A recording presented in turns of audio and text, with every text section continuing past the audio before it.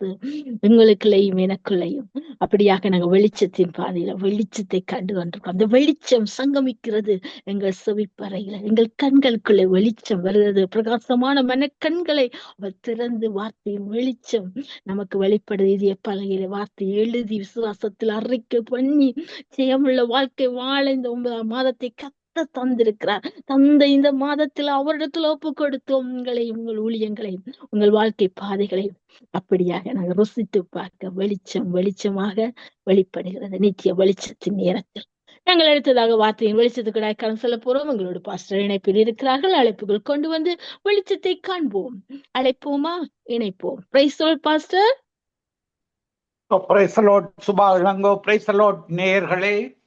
Price the lord pastor. கர்த்தராகிய இயேசு கிறிஸ்துவின் நாமத்தினாலே சங்க வானொலி கூடாக இந்த 9ஆம் மாதத்திலும் வார்த்தை வெளிச்சத்தின் பகுதியோடு இணைந்திருக்கிறீர்கள். இணைந்து உங்களை வாழ்த்தி வரவேற்கிறேன். எடுத்து வாருங்கள், வெளிச்சத்தை காண ஆவலாயிருக்கின்றோம்.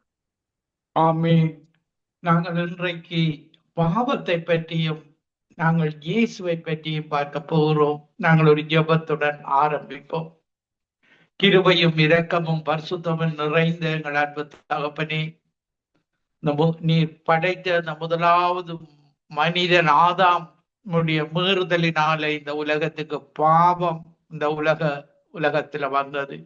அந்த பாவத்தில இருந்து பாவ சந்ததியாகிய ஒவ்வொரு மனிதையும் மீட்பதற்காக ஆண்டவராகிய இயேசு கிறிஸ்து நீர் இந்த உலகத்துக்கு வந்து உம்முடைய உயிரை கொடுத்து எங்களை மீட்டு கொண்டீர். ஆண்டவரே, இந்த உலகத்திலே இருக்கிற ரட்சிக்கப்படாத ஒவ்வொரு மக்களும் இந்த இரட்சகராகிய இயேசு கிறிஸ்துவை அறிந்து கொண்டு இந்த உலகத்துல ரட்சிக்கப்படுவதற்கு கொடுக்கப்பட்ட ஒரே ஒரு நாமம் அப்போஸ்தலர் 4:12 படி இயேசு கிறிஸ்து தான் ரட்சிக்கப்படுவதற்கு கொடுக்கப்பட்ட ஒரே நாமம் என்பதை ஒவ்வொரு மக்களும் அறிந்து அந்த ஒன்றான மெய்த்தேவனாகிய உம்மையும் நீர் அனுப்பினவராகிய இயேசு கிறிஸ்துவையும் அறிந்து கொண்டு அந்த நித்திய வாழ்வுக்கு ஒவ்வொருவரையும் இழுத்து செல்வீராக. ஒவ்வொருவரோடும் இடைப்படுவீராக. உணர்வுள்ள இதயத்தை கொடுப்பீராக. நீர் மக்களிடத்துல கேட்கிற கேள்வி, என்னிடத்துல என்ன அநியாயத்தை கண்டார்கள் என்னை ஏற்றுக்கொள்ளாமல் இருப்பதற்காக தேவன் இன்றைக்கு ரட்சிக்கப்படாத ஒவ்வொரு மக்களிடத்திலையும் தேவன் கேட்கிறார், என்னிடத்துல நன்மை செய்கிற என்னிடத்துல என்ன அநியாயத்தை நீங்கள் கண்டு கொண்டீர்கள் என்று. ஆண்டவரே, ஒரு அநியாயம் கூட செய்யாத, ஒரு தீமை கூட செய்யாத, ஒரு பாவம் கூட செய்யாத உம்முடைய ஒரே புராண குமாரனாகிய இயேசு கிறிஸ்து எங்களுக்காக அனுப்பி எங்களை ரட்சித்தது போல இந்த கடைசி காலத்துல ஒரு அநியாயம் கூட செய்யாத பிதாவை ஆகிய உம்மையும் இயேசுவையும் நன்மைகளை மட்டும் செய்த அந்த தேவனை நீங்கள் அவருடைய வசனத்தை கேட்காமல் இருப்பதற்கு என்னிடத்தில் என்ன அநியாயம் கண்டீர்கள் என்று கேட்கிறதற்காக ஒவ்வொரு மக்களும் மனம் திரும்பி அந்த ஒன்றான மெய்த்தேவனை அறிந்து கொள்ள கிருபை செய்வீராக. துதிகர மகிமை ஒன்றான மெய்த்தேவனாகிய உமக்கே செலுத்தி ஆண்டவரின் ரட்சகருமாகிய இயேசு கிறிஸ்துவின் நாமத்தில் ஒவ்வொருவரையும் என்னுடைய இதயத்தின் ஆழத்தில் இருந்து ஆசீர்வதித்து ஜெபிக்கிறேன். எங்களை எப்பொழுது நேசிக்கிறங்கள் நல்ல பிதாவே, ஆமேன். ரோமர் 5ஆம் அதிகாரம் 12வது வசனத்துல பார்க்கும் பொழுது, ரோமர் 5:12, இப்படியாக ஒரே மனுஷனாலே பாவமும் பாவத்தினாலே மரணமும் உலகத்திலே பிரவேசித்தது போல எல்லா மனுஷரும் பாவம் செய்தபடியால் மரணம் எல்லோருக்கும் வந்தது போலவும் இதுவும் ஆயிற்று. நியாயப்பிரமாணம் கொடுக்கப்படுவதற்கு முன்பு பாவம் உலகத்தில் இருந்தது. நியாயப்பிரமாணம் இல்லாதிருந்தால் பாவம் எனப்பட மாட்டாது.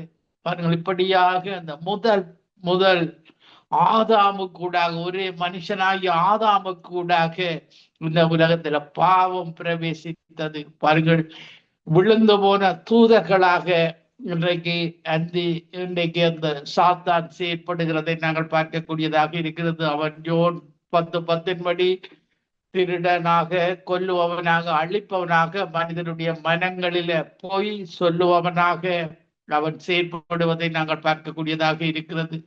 பாருங்கள், ஆண்டவராகிய இயேசு கிறிஸ்து யோவான் 8:45 வசனத்துல பார்க்கும் பொழுது, என்னிடத்தில் பாவம் உண்டென்று உங்களில் யார் என்னை குற்றப்படுத்தக்கூடும்? பாவம் இல்லாத இயேசு இந்த உலகத்துல பாவிகளாகிய எங்களுக்காக பாவமானார்.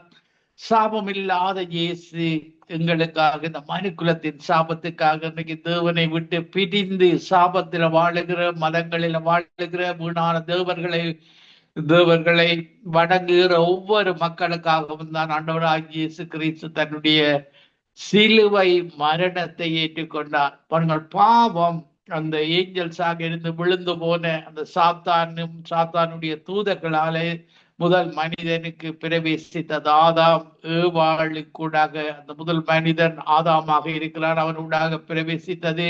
இப்படியாக பாருங்கள், ஆதாம் ஏவாளுடைய பிள்ளைகளாகிய காயின், ஆதியாகமம் 4ஆம் அதிகாரத்துல பார்க்கும் பொழுது காயின் ஆபேலை கொல்லுவதை பார்க்கக்கூடியதாக இருக்கிறது. பாருங்கள், பெற்றோரை ஏமாத்தினவன், முதல் பெற்றோராகிய ஆதாம் ஏவாளை வஞ்சித்தவன், பிள்ளைகளையும் பாருங்கள் அந்த சகோதரனை காயின் ஆபேலை கொல்லுவதையும் பிசாசு செய்து முடித்திருக்கிறான். அவனுடைய தொழில் 24 மணி நேரமும் இப்படியாக தேவனுக்கு எதிராக செயல்படுவது. நாங்கள் வெளிப்படுத்துகிற விசேஷம் 10ஆம் அதிகாரம் 12வது வசனத்திலேயும் அவன் ரட்சிக்கப்பட்ட மக்களை 24 மணி நேரமும் அவன் தேவனிடத்துல குற்றம் சாட்டுகிறவனாக இருப்பதை நாங்கள் பார்க்கக்கூடியதாக இருக்கிறது. நாங்கள் பாவத்துக்கு இடங்க ஒழுக்கும் பொழுது, தவறான எண்ணங்கள் இச்சைகள் வரும் பொழுது பாருங்க, நாங்கள் எதிர்த்து நிற்காவிட்டால் அந்த சிந்தைக்கு நாங்கள் எதிர்த்து நிற்க வேண்டும். யோசேப்பை போல தேவனுக்கு விரோதமாக பாவம் செய்வது எப்படி என்ற ஒரு உணர்வோடு நாங்கள் வாழ வேண்டும். இல்லாவிட்டால் பிசாசு எங்களை திருடுவாங்க, ஆத்மாவை திருடி கொன்று அழித்து கடைசியாக எங்களுடைய ஆத்மாவை நரகத்தில கொண்டு சேர்க்கிறவனாக பிசாசு இருப்பதை நாங்கள் பார்க்கக்கூடியதாக இருக்கிற வேதாகமத்தின்படி பாருங்க. நாங்கள் 1 யோவான் 3ஆம் அதிகாரம் 4வது வசனத்துல 1 யோவான் 3ஆம் அதிகாரம் 4வது வசனத்துல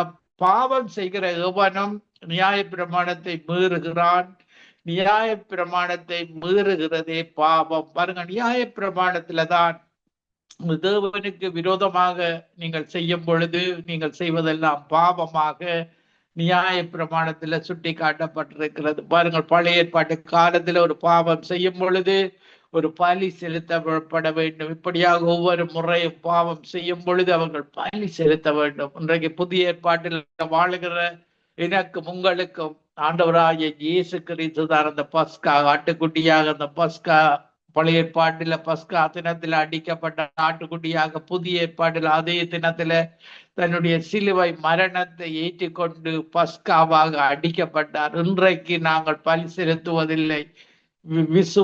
இயேசுவை விசுவாசிக்கும் பொழுது, அவருடைய அன்பை நாங்கள் விசுவாசிக்கும் பொழுது, அன்பில நடக்கும் பொழுது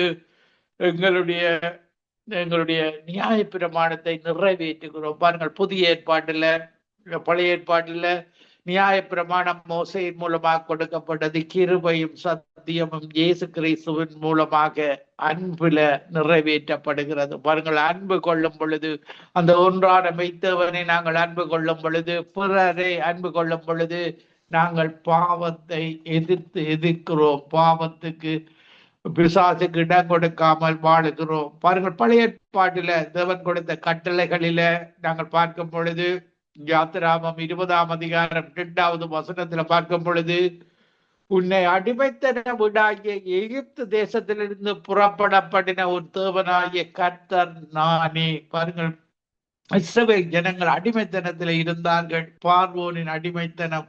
இப்படியான அடிமைத்தனத்துல இருந்த மக்கள் பாருங்கள், அவர்களுடைய வணக்கங்கள் இந்த தேவர்களின் வணக்கமாக இருந்தது. மனிதர்களை வணங்குவது, சிலைகளை வணங்குவது, இப்படியாக சூரியனை சந்திரனை வணங்குவது, நதிகளை தேவதைகளாக வணங்குவது. இன்றைக்கு பாருங்கள், அந்த அடிமைத்தனத்தில் இருந்த மக்கள் செய்த அத்தனை தெய்வங்களும் இன்றைக்கு இலங்கை இந்தியாவிலே இருப்பதை நாங்கள் பார்க்கக்கூடியதாக இருக்கிறது. பாருங்கள், தேவன் அந்த ஒன்றான மெய்த்தவன் சொல்லுகிறார். வெளிப்படுத்தின யாத்திராமம் 20ஆம் அதிகாரம் 3வது வசனத்துல என்னை அன்றி உனக்கு வேற தேவர்கள் உண்டாயிருக்க வேண்டாம். மனிதர்களினால கை வேலையினால தெய்வங்களை மனித சாயலாக பாருங்கள், ஊர்வன தேவன் படைத்த மிருகங்கள், மிருகங்களில் ஊர்வன பாம்பு, சில ஊர்வன கூடாக அவர்கள் அந்த தெய்வங்களை கைகளினால உருவாக்கி அதை வணங்குகிறார்கள். பாருங்கள், தேவனுடைய கட்டளை, அந்த ஒன்றான மெய்த்தேவனுடைய கட்டளை, என்னை அன்றி வேறே தேவர்களை உண்டாயிருக்க வேண்டாம். இப்படியாக சுரூபங்களாக.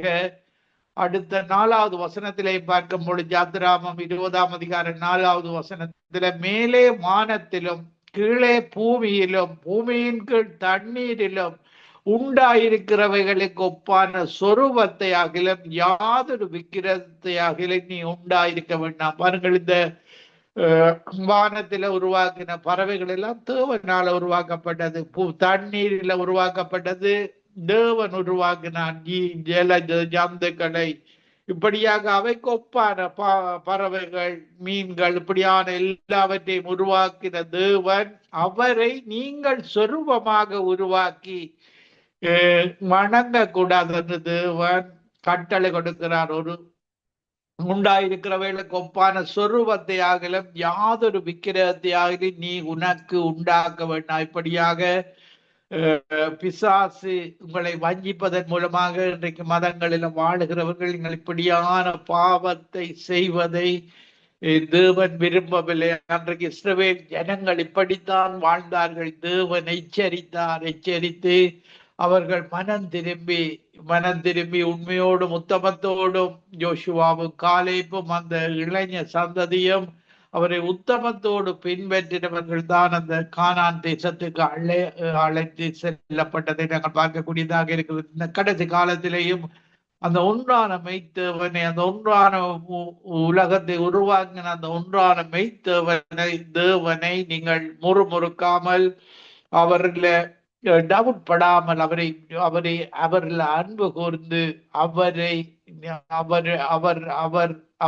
அவருடைய கொள்கை, அவருடைய வசனத்தின்படி கீழ்ப்படிந்து வாழும் பொழுது அவர் இன்றைக்கு எங்களை பரம கானான் தேசத்துக்கு, அந்த நிஜமான பரம கானான் தேசத்துக்கு அழைத்து செல்கிறவராக இருக்கிறார். யாத்திராமம் 20ஆம் அதிகாரம் 5வது வசனத்திலே, நீ அவைகளை நமஸ்கரிக்கவும் சேவிக்கவும் வேண்டாம். உன் தேவனாகிய கர்த்தராயிருக்கிற நான் எரிச்சலுள்ள தேவனாயிருந்து என்னை பகைக்கிறவர்களை குறித்து பாருங்கள். இப்படி நீங்கள் செய்யும் பொழுது, இந்த விக்கிரகங்களை ஆராதிக்கும் பொழுது தேவனுக்கு எரிச்சல் வருகிறது, கோபம் வருகிறது. எங்களுடைய தேவன் உயிருள்ள தெய்வமாக இருக்கிறார். இப்படியாக அவர்கள் பிதாக்கள், எங்களுடைய மூதாதையர் செய்த தவறு, எங்களுடைய பிதாக்கள் செய்த அக்கிரமத்தை பாருங்கள், பிள்ளைகளிடத்தில் 3ஆம் 4ஆம் தலைமுறை மட்டும் விசாரிக்கிறேன். யாத்திராமம் 20ஆம் அதிகாரம் 5வது வசனத்தில், இப்படி நீங்கள் மூதாதையர்கள் செய்த தவறினால உங்களுடைய சந்ததி பாதிக்கப்படுகிறது. 3ஆம் 4ஆம் தலைமுறை முறைக்கும் அவர் விசாரிக்கிற தேவனாக இருக்கிறார். பாருங்கள், நாங்கள் 6வது வசனத்துல பார்க்கும் பொழுது, அந்த ஒன்றான மெய்த்தேவனிடத்துல அன்பு கூர்ந்து அவர் கற்பனைகளை கை கொள்ளுகிறவர்களுக்கோ 1000 தலைமுறை மட்டும் இரக்கம் செய்கிறவராக இருக்கிறார். யாத்திராமம் 20ஆம் அதிகாரம் 6வது வசனத்தில், அந்த ஒன்றான மெய்த்தேவனிடத்தில் அன்பு கூற வேண்டும். அவருடைய கற்பனைகள் பாரமானவைகள் அல்ல, அன்புதான் அவருடைய பிரதான கற்பனையாக இருக்கிறது. பாருங்கள், 7வது வசனத்திலே பார்க்கும் பொழுது, யாத்திராமம் 20:7, உன் தேவனாகிய கர்த்தருடைய நாமத்தை வீணிலே வழங்காதிருப்பாயாக. பாருங்கள், நாங்கள் தவறாக அவருடைய சத்தியம் பண்ணுறது, தேவனுடைய நாமத்தை வீணான தேவர்களுக்கு இடுகிற நாமத்தை போல நீங்கள் அதை பயன்படுத்தக்கூடாது. எங்களுடைய தேவன் உயிருள்ள தேவன், உண்மையுள்ள தேவன், பரிசுத்தமுள்ள தேவன், இன்றைக்கும் ஜெபத்தை கேட்கிற தேவன், மனிக்குலத்துக்கு நன்மைகளை செய்கிறவர் தான் அந்த ஒன்றான தேவன். பாருங்கள், கர்த்தர் தம்முடைய நாமத்தை வீடிலே வழங்குகிறவரை தண்டியாமல் விடார். பாருங்கள், ஒரு தெய்வத்தை உருவாக்கி இந்த உருவங்களில அந்த மெய்த்தேவனை நீங்கள் அவருக்கு எரிச்சலை மூட்டுகிறீர்கள். இப்படியாக பிசாசு உங்களை வஞ்சித்து, உங்களை பிசாசு இறுதியில அக்கினியும் கந்தம் இருக்கிற கடலிலே தள்ளுபவனாக அவன் இருப்பதை பார்க்கக்கூடியதாக இருக்கிறது. பாருங்கள், பிசாசு அவனுக்கே தண்டனை கொடுக்கப்பட்டு விட்டது. அவன் ஏஞ்சல்ஸாக இருந்தவன், தேவனுக்கு கீழாக இருந்தவன். அவன் விழுந்து போன தூதர்களாக இன்றைய பிசாசாக மாறி அவனுக்கு அவனுக்கு நரகம் ஒதுக்கப்பட்டு விட்டது. பாருங்கள், அவன் மனிதனையும் அந்த நரகத்தில் இழுத்து செல்லுகிறதற்காக அவன் மனுக்குலத்தை, தேவனுடைய சாயலாக படைக்கப்பட்ட மனிதனை இழுத்து செல்வனாக மனிதர்களுடைய சிந்தனையில பாவத்தை போட்டு, பாவத்தின் ஊடாக எங்களுடைய தேவனுக்கும் இயேசுவுக்கும் விரோதமாக மனிதனை செயற்பட வைத்து, இன்னைக்கு மதங்களுக்கு ஊடாக மனிதனை செயற்பட வைத்து பாருங்கள், தேவனிடத்திலே இருந்து மனிதனை பிரித்து விடுகிற வேலையை பிசாசு செய்கிறான். பாருங்கள், ஒரு தவறான உங்களுடைய பரலோக ராஜ்யத்தை விட்டு விட்டு அந்த நரக வாழ்வுக்கு அவன் தவறாக மதங்களுக்கூடாக இப்படியாக குற்றங்கள் செய்வதன் மூலமாக தேவனுக்கு பிரியமில்லாத காரியங்களை செய்வதன், மனிதர்களை ஊக்கப்படுத்துவதன் மூலமாக இன்றைக்கு யுத்தங்களை, பாவங்களை, சாபங்களை செய்து கொண்டு அவன் வருவதை நாங்கள் பார்க்கக்கூடியதாக இருக்கிறது. பாருங்கள், இதற்கு நீங்கள் எதிர்த்து நிற்க வேண்டும். தேவன் அன்புள்ளவர், இரக்கமுள்ளவர், எங்களை ஆசீர்வதிக்கிறவர். அவரை விட்டு நீங்கள் பிசாசின் வழியில போகக்கூடாது என்று அவர் விரும்புகிறார். அத்தோடு பாருங்கள், அவர் 6 நாள் கிரிகைகள் எல்லாம் செய்து 7ஆம் நாள் ஓய்வு நாளாக எங்களுக்கு தந்திருக்கலாம். அந்த நாளில நாங்கள் இப்படி எங்களை படைத்த தேவனை, எங்களுக்கு ஆசீர்வதித்த தேவனை நாங்கள் அந்த நாளில நினைக்க வேண்டும். அவருக்கு தான் இந்த 7வது நாளை ஓய்வு நாளாக அவருக்கு கொடுக்க வேண்டும். பாருங்கள், அவர்களுக்கு இன்றைக்கு தேவன் படைக்கைகளையும் 7 நாள் இருந்தது. இன்றைக்கும் பாருங்க 7 நாள் இருந்தது. 6 நாளும் அடுத்த வசனத்துல யாத்திராம 20ஆம் அதிகாரம் 9வது வசனத்துல 6 நாளும் நீ வேலை செய்து உன் கிரிகைகளை எல்லாம் நடப்பிப்பாயாக. 7ஆம் நாளோ உன் தேவனாகிய கர்த்தருடைய ஓய்வு நாள். அதிலே நீயானாலும் உன் குமாரனாகிலும் உன் குமாரத்தியானாலும் உன் வேலைக்காரனாலும் வேலைக்காரியானாலும் மிருக ஜீவனாலும் உன் வாசங்களில் இருக்கிற அந்நியனாகிலும் யாதொரு வேலையும் செய்ய வேண்டும். அவர்கள் இந்த கிறிஸ்தவ நாடுகளில ஆரம்ப காலங்களில, இன்னைக்கு வெஸ்டர்ன் கண்ட்ரிஸ், USA இப்படியான நாடுகளில 7ஆம் நாள் ஒரு ஓய்வு நாளாக இருந்தது. இன்றைக்கு பாருங்கள், அவர்கள் அகதிகளாக பல மக்கள் வந்து இன்றைக்கு அந்த 7வது நாளையும் வேலை நாளாக மாற்றி விட்டார்கள். இதெல்லாம் கவலைக்குரிய காரியங்கள். கிறிஸ்தவ நாடுகளிலேயே கிறிஸ்தவத்தை விட்டு பணத்தை நோக்கி அவர்கள் இன்றைக்கு போவது நிமித்தமாக இன்றைக்கு வெளிநாடுகளில் இருந்து வர்ற மக்கள், பலவிதமான மதங்களில் இருந்து வர்ற மக்களும் 7வது நாளை வேலனாக மாற்றி அவர்கள் அந்த படைத்த தேவனுக்கு முதல் உரிமை கொடுக்காமல் இன்றைக்கு பொருளுக்கும் பணத்துக்கும் இன்றைக்கு உலகத்திற்கும் பிசாசு கிரிகை செய்து கொண்டிருப்பதை நாங்கள் பார்க்கக்கூடியதாக இருக்கிறது. 6 நாள் வேலை செய்து அதன் ஆசீர்வாதத்தை எங்களுடைய தேவன் தருகிறார். 7வது நாள் இந்த உடம்பு ரெஸ்ட் எடுக்க வேண்டும்.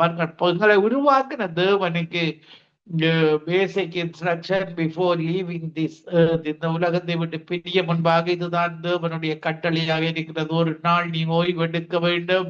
அதை தேவன் உனக்கு படைத்த அந்த தேவனுக்காக நீ கொடுக்க வேண்டும். கொடுக்கும் பொழுது அவர் உங்களுடைய உறுப்புகள் எல்லாம் சரியாக இயங்க செய்கிறவராக இருக்கிறார். பாருங்கள், ஒரு மெஷினை ஆபரேட் பண்ணும் பொழுது ஒரு கேட்லாக் இருக்கிறது. மனிதனை உருவாக்கின தேவன் கொடுத்த கேட்லாக் தான் பைபிளாக இருக்கிறது. இந்த பைபிளின் மூலமாக உங்களுடைய உறுப்புகள் வேலை செய்யும் பொழுதுதான் உங்களுக்கு ஒரு நீடிய வாழ்வை தேவன் தருகிறார். பாருங்கள், தொடர்ந்து நீங்கள் வேலை செய்தீர்களாக இருந்தால் 7 நாளும் வேலை செய்து 2 வேலை செய்து பாருங்கள், பல மனிதர்கள் வீடு பொருளுக்காக இப்படி செய்து அவருடைய நோய் வாய்ப்பட்டு மரித்து குறைந்த வயதிலே மரித்து போவதை நாங்கள் பார்க்கக்கூடியதாக இருக்கிறது. தேவனுக்கு பிரியமாக 6 நாள் வேலை செய்த அந்த ஆசீர்வாதத்தை பொத்தலான பைகளில பாருங்கள் வீணாக செலவழியாமல் தேவனுக்கு பிரியமான காரியங்களில செய்யும் பொழுது தேவன் உங்களுடைய 6 நாள் ஆசீர்வாதத்தை தந்து உங்களுடைய ஓய்வை தந்து தேவனை தேடும் பொழுது அந்த தேவன் ஆசீர்வதிக்கிற தேவனாக இருக்கிறார். நன்மையான ஈவுகளை பரிபூர்ணமான வரங்களை தருகிறார். இப்படியாக பாவத்துக்கு தான் பணங்கள் அதிக அளவு செலவழிக்கிறது. இதனால நீங்கள் இப்படியாக பாவ சாப வாழ்வுகளில் வாழும் பொழுது பொத்தலான பைகளிலே உங்கள் பணங்கள் போகிறது. இது இது தேவனுக்கு பிரியமில்லாமல் உங்களுடைய நீங்கள் வாழ்க்கை முழுக்க உழைத்து மரித்து பிசாசுக்கு இடம் கொடுத்து நரகத்துக்கு இழுத்து செல்கிறதாக இருக்கிறது. பாருங்கள், கர்த்தர் நாங்கள் யாத்திராமம் 20:11 பார்க்கும் பொழுது, கர்த்தர் 6 நாளைக்குள்ளே வானத்தையும் பூமியையும் சமுத்திரத்தையும் அவைகளில் உள்ள எல்லாவற்றையும் உண்டாக்கி 7ஆம் நாளிலே ஓய்ந்திருந்தார். கர்த்தர் ஓய்வு நாளை ஆசீர்வதித்து அதை பரிசுத்தமாக்கினார். பரிசுத்தமாக எங்களுடைய தேவன் மீன்களுக்கு மீன்களுக்கு மத்தியில வாசத்துகிற தேவன் பரிசுத்தராக இருக்கிறார். இந்த 7ஆம் நாளையும் அந்த மெய்யான தேவனுக்கு ஆராதனை செய்கிற நாளாக பரிசுத்தமாக்கிறதை நாங்கள் பார்க்கக்கூடியதாக இருக்கிறது. நாங்கள் யாத்திராமம் 20ஆம் அதிகாரம் 12வது வசனத்திலே, உன் தேவனாகிய கர்த்தர் உனக்கு கொடுக்கிற தேசத்திலே உன் நாட்கள் நீடித்திருப்பதற்கு உன் தகப்பனே உன் தாயை கனம் பண்ணுவாயாக. பாருங்கள், இந்த கடைசி காலத்தில தாய் தகப்பனை கனம் பண்ணுவது குறைந்து கொண்டு வருகிறது. பாருங்கள், இந்த தாய் தகப்பனை நீங்கள் முதல் வயதில அவர்களுக்கு தேவையான உணவு உறையுளை கொடுக்காவிட்டால் உங்களுடைய ஆயுசு குறைந்து போய்விடும் என்பதை தேவன் எச்சரிக்கிறார். பாருங்கள், பலர் இன்றைக்கு தாய் தகப்பனை பார்ப்பது ஒரு சுமையாக கருதுகிறார்கள். இது உங்களுடைய வாழ்க்கை சக்கரத்தை குறைக்கிறது. இன்றைக்கு நீங்கள் பிராக்டிக்கலாக பார்க்க முடியும். உங்களுடைய பிள்ளைகளும் நீங்கள் முதல் வயதாகும் பொழுது நீங்கள் எப்படி உங்கள் பெற்றோர்களுக்கு செய்கிறீர்களோ அதே போலதான் உங்களுடைய பெற்றோரை கவனியாது விட்டால் உங்கள் பிள்ளைகளும் உங்களுக்கும் அப்படித்தான் செய்வார்கள். பாருங்கள், எதை விதைக்கிறீர்களோ அதுதான் உங்களுக்கு அறுவடையாக இருக்கிறது. அதனால தேவனுடைய வார்த்தைக்கு அவருடைய சட்டத்துக்கு கீழ்ப்படியும் பொழுது உங்களுக்கு ஆசீர்வாதம், உங்களுடைய பெற்றோர்களுக்கும் ஆசீர்வாதம், உங்களுடைய பிள்ளைகளும் உங்களை பார்ப்பார்கள். உங்களுடைய பெற்றோரை நீங்கள் தெருவில் விட்டால் உங்களுடைய பிள்ளைகளும் அதை பார்த்து நீங்களும் முதல் வயது பொழுது உங்களை விட்டு விடுவார்கள். அன்பில்லாத பெற்றோராக உங்கள் பிள்ளைகள் பார்ப்பார்கள். பாருங்கள், நாங்கள் அடுத்த 13வது வசனத்திலே பார்க்கும் பொழுது, கொலை செய்யாதிருப்பாயாக, விபச்சாரம் செய்யாதிருப்பாயாக, களவு செய்யாதிருப்பாயாக, புறனுக்கு விரோதமாக பொய்ச்சாட்சி சொல்லாதிருப்பாயாக. பொய்ச்சாட்சி சொல்லக்கூடாது. அடுத்த 17வது வசனத்திலே யாத்திராமம் 20 பிறனுடைய வீட்டை இச்சியாதிருப்பதாயாக. இன்றைக்கு பலர் பாருங்கள், வீடுகள் வாங்கும் பொழுது பிறருடைய வீட்டை இச்சிக்கிறார்கள். அதே போல ஒரு வீட்டை வாங்கிவிட வேண்டும் என்று கடனில கஷ்டப்படுகிறதை 7 நாளும் வேலை செய்து அவர்கள் வருத்தத்தை உருவாக்குவதை பார்க்கக்கூடியதாக இருக்கிறது. பிறருடைய மனைவியையும் அவனுடைய வேலைக்காரனை, பிறர் வைத்திருக்கிற வேலைக்காரனை கூட நீங்கள் இச்சிக்க கூடாது. அவனுடைய வேலைக்காரியையும் அவனுடைய எருதையும் அவனுடைய கழுதையையும் பின்னம் அவனுக்குள்ள யாதொன்றையும் இச்சிக்க கூடாது. பாருங்கள், இச்சை என்பது பாவம். அவனுக்கு இருக்கிறதை ஞானம் அடைந்து விட வேண்டும். இப்படிதான் பிசாசானவன் கண்களில இச்சையை ஏற்படுத்துகிறவனாக, மாம்சத்தில இச்சையை ஏற்படுத்துகிறவனாக, பெருமையை ஏற்படுத்துகிறவனாக பிசாசு இந்த உலகத்தின் அதிபதி பிசாசாக இருக்கிறார். இந்த உலகம் ஒரு நாள் ஒழிந்து போகிற உலகமாக இருக்கிற இந்த உலகத்தை படைத்தவர் தேவன். இந்த உலகத்தின் சொந்தக்காரர் தேவன். ஆனால் அதிபதி பிசாசு. அவன் பிசாசு இந்த உலகத்தை இப்படியான பாப வாழ்விலே கொண்டு போய் இறுதியாக நரகத்துக்கு மனிதனை இழுத்து செல்கிறவர்களாக இருக்கிறார். பாருங்கள், நாங்கள் அன்பு செய்யும் பொழுது ரோமர் 13ஆம் அதிகாரம் 8வது வசனம் சொல்லுகிறது, ஒருவரிடத்தில் ஒருவர் அன்பு கூறுகிற கடனே அல்லாமல் மற்றொன்றிலும் ஒருவருக்கு கடன் படாதிருங்கள். பிறரிடத்தில் அன்பு கூறுகிறவன் நியாய பிரமாணத்தை நிறைவேற்றுகிறார். பாருங்கள், இன்றைக்கு நியாய பிரமாணத்தில முதலாவது நாங்கள் அந்த ஒன்றான மெய்த்தேவனை அன்பு கூற வேண்டும், முழு இருதயத்தோடு, முழு ஆத்மாவோடு, முழு பலத்தோடு. அதுதான் இந்த முதலாவது 10 கட்டளைகளில முதலாவது கட்டளையாக இருக்கிறது. மற்ற அத்தனை கட்டளைகளும் பாருங்கள், பிறரை பிறருக்கு நாங்கள் இப்படி செய்யக்கூடாது, மனைவியை போய் சொல்லக்கூடாது, பிறருடைய பொருட்களை களவெடுக்க கூடாது, பிறருடைய போய் சொல்லக்கூடாது, பிறருடைய பொருட்களை இச்சிக்க கூடாது. இந்த நியாய பிரமாணம் நிறைவேறுதலாக அன்பில புதிய ஏற்பாட்டில இயேசு கொண்டு அன்பில முடிக்கிறார். நாங்கள் பிறரை அன்பு செய்யும் பொழுது அவர்களுக்கு விரோதமாக போய் சொல்ல மாட்டோம், பிரச்சாரம் செய்ய மாட்டோம், களவெடுக்க மாட்டோம், அவரை அன்பு கூறுவோம், அவர்களை நாங்கள் ரெஸ்பெக்ட் பண்ணுவோம். அவர்களும் வாழ வேண்டும், அவர்களுக்கும் ஒரு குடும்பம் இருக்கிறது, பிள்ளைகள் இருக்கிறது, அவர்களும் வாழ்ந்திருக்க வேண்டும். இதுதான் இயேசு கிறிஸ்து தந்த நிறைவேறுதலாக இருக்கிறது. பழைய பாட்டில பாருங்கள், இப்படியான பாவங்கள் செய்யும் பொழுது பலியை செலுத்துவார்கள், திரும்ப அதே பாவத்தை வேறு பாவங்களை செய்யும் பொழுது ஒவ்வொரு முறையும் பலி செலுத்துவார்கள். இயேசு கிறிஸ்து இலகுவாக, நீங்கள் அவர்களை நேசியுங்கள், தேவனை ஒன்றாட மெய்த்தவரை நேசியுங்கள், பிறரை நேசியுங்கள். நேசிக்கும் பொழுது நீங்கள் அந்த நியாய பிரமாணத்தில் இருக்கிற பாவத்தை அன்பில நிறைவேற்றுகிறார் ஆண்டவராகிய இயேசு கிறிஸ்து. அவர்களை நேசிக்கும் பொழுது பிறரிடத்தில் அன்பு கூறுகிறவன் நியாய பிரமாணத்தை நிறைவேற்றுகிறார். பாருங்கள், இயேசுவை நாங்கள் அன்பு கூறும் பொழுது நாங்கள் பாருங்கள், ரோமர் 13ஆம் அதிகாரம் 9வது வசனத்துல பார்க்கும் பொழுது, ரோமர் 13:9 இச்சியாதிருப்பாயாக என்கிற இந்த கற்பனைகளும் வேற எந்த கற்பனையும் உன்னிடத்தில் நீ அன்பு கூறுகிறது போல பிறனிடத்திலும் அன்பு கூறுவாயாக. பாருங்கள், மனைவியையோ பொருட்களையோ இச்சையாக இருக்க வேண்டும். இச்சைப்படுவதுதான் பாவம். பிசாசுதான் இந்த இச்சையை உருவாக்குறவனாக இருக்கிறான். மங்களுடைய மனதில கற்பம் தரிக்கிறது. இந்த இச்சையானது ஒவ்வொரு மனிதனும் பாவம் செய்வதன் முதற்படி ஒரு இச்சை வருகிறது. ஒரு ஆண் பெண்ணிடத்துல, பொருட்களிடத்துல, இப்படியாக சொத்துக்களிடத்துல, இப்படியாக தொழில்கள், இப்படியான இச்சைகளை உருவாக்குற பிசாசு. கண்களில் இச்சை, மாம்சத்தில் இச்சை, பெருமை, இதனூடாக மனிதனை பாவம் செய்ய வைத்து அவனை இறுதியாக நரகத்தில் இழுத்து செல்கிறவன் தான் பிசாசாக இருக்கிறான். இயேசு அன்பில கொண்டு அன்பு செய்யும் பொழுது நாங்கள் அவர்களுக்கு எதிராக பாவம் செய்யப்பட்டிருக்கிறோம். ரோமர் 13:9 என்கிற ஒரே வார்த்தையிலே தொகையாய் அடங்கி இருக்கிறது. நிறைவேறுதலாக இருக்கிறது. ரோமர் 13:10 அன்பானது அன்பு செய்யும் பொழுது பிறருக்கு பொல்லாங்கு செய்யாது. அதனால் அன்பு நியாய பிரமாணத்தை நிறைவேறுதலாக இருக்கிறது. பாருங்கள், தேவனுடைய கட்டளை நிறைவேறுதல் இந்த புதிய ஏற்பாட்டில அன்பில உணர்ந்து தேவன் முடிக்கிறார்.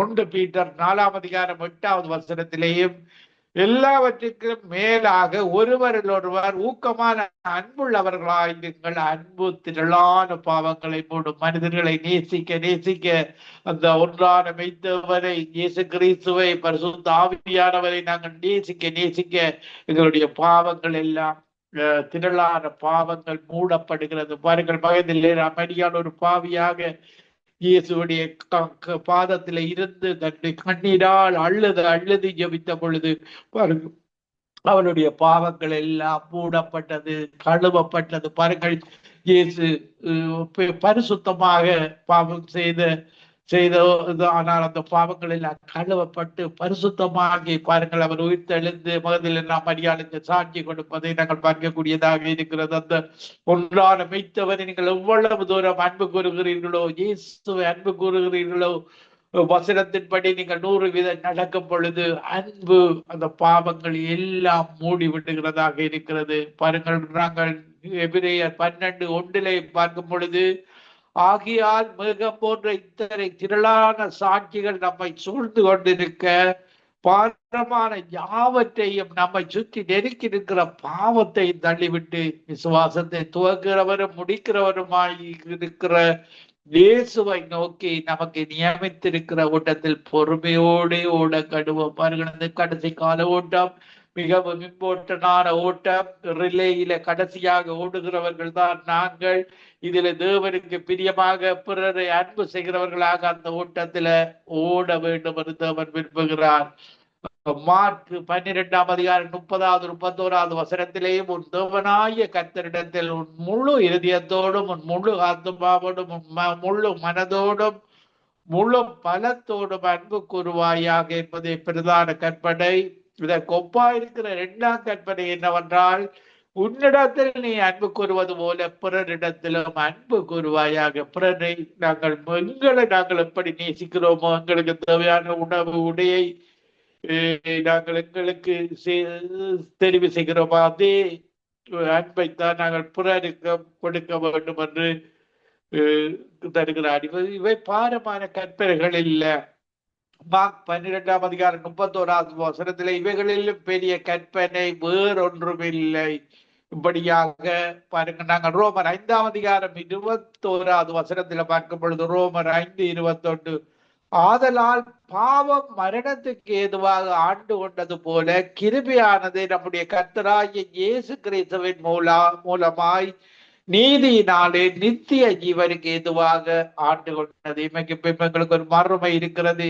பாருங்கள், ஆதாம் அவ்வாளுடைய பாவம் மரணத்துக்கு ஏதுவாக நடந்தது. ஆனால் இயேசு கிறிஸ்துவை நாங்கள் விசுவாசிக்கும் பொழுது, அவரை அன்பு கூறும் பொழுது, பிறரை அன்பு கூறும் பொழுது, அவருடைய கிருபையும் சத்தியத்தின்படி நடக்கும் பொழுது, கர்த்தராகிய இயேசு கிறிஸ்துவின் மூலமாக எங்களுக்கு ஒரு நித்திய ஜீவன், நித்திய வாழ்வை தேவன் தருகிறவராக இருக்கிறார். நான் உங்களுக்காக ஒரு சிறிய பாடலை பாடி உங்களை நேசித்த ஆண்டவராகிய இயேசு கிறிஸ்துவை உயர்த்தி ஒரு பாடலை பாடி உங்களுக்காக ஜெபிக்கிறேன். தேடி வந்த தெய்வம் இயேசு, என்னை தேடி வந்த தெய்வம் இயேசு, வாடி நின்ற என்னையே வாழ வைத்திட தேடி வந்த தெய்வம் இயேசு, தேடி வந்த தெய்வம் இயேசு, என்னை தேடி வந்த தெய்வம் இயேசு, வாடி நின்ற என்னையே வாழ வைத்திட தேடி வந்த தெய்வம் இயேசு. பாவியாக இருந்த என் பாவம் போக்கிட்டார், ஆவி பொழிந்து என்னையே தாவி அணைத்திட்டார். பாருங்கள், எங்களுக்காக அந்த கல்வாரி சிலுவையில 2 ஆணிகளினால 2 கைகளுக்கு கட்டப்பட்டு இன்றைக்கும் உங்களை மனம் திரும்பி தன்னிடத்துல வரும்படியாக அழைத்து கொண்டிருக்கிறார். அந்த இரத்தத்தினூடாக, அந்த மரணத்தினூடாக.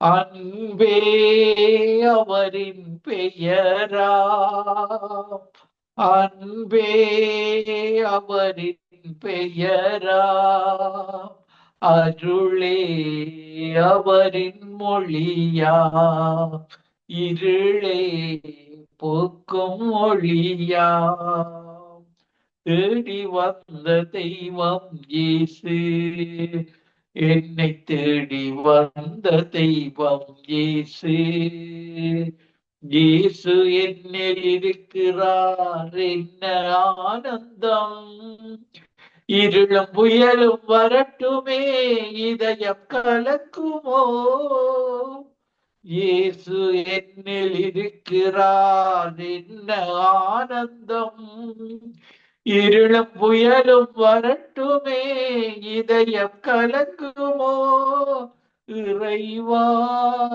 இயேசு தேவா, இதயம் மகிழ்ந்து பாடும், என்றும் உம்மை நாடும், தேடி வந்த தெய்வம் இயேசு, என்னை தேடி வந்த தெய்வம் இயேசு.